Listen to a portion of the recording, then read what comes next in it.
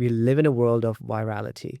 We want that numbers, the views, which one's going millions. Yes. If you're still in thousands, is it really worth it? This is what talent managers or people think, which is really hard. Yeah, well, look, I have a bit of a different take on that these days. Sure. Because, and certainly that, if we go back to what I was saying a moment ago about trying to hide my queerness, well, a big part of that, I think, was around being marketable, feeling like my stuff might sell better if I appear straight, if I don't alienate straight audiences. But I certainly don't feel that way anymore. But, a couple of years ago, I was interviewing somebody. I was interviewing Sydney-based musician and producer Joyride.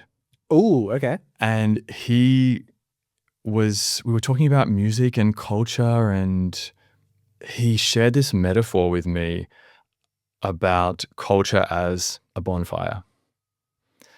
And we all contribute to the bonfire. We want to keep the bonfire burning.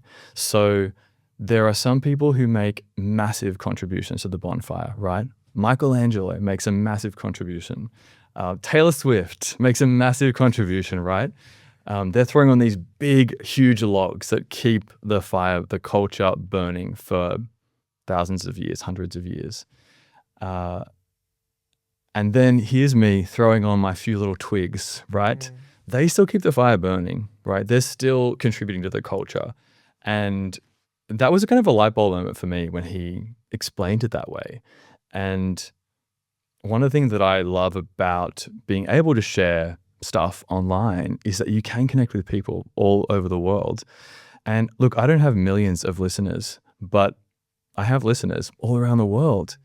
And, I can see when somebody adds one of my songs to one of their playlists, Sally adds one of my songs to her running playlist, and that just feels so amazing that one person connected with it.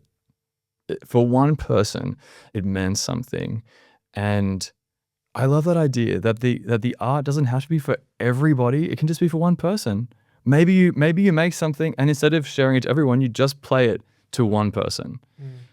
I think that really changed for me the idea of what it means to be successful, and focus more on just making stuff.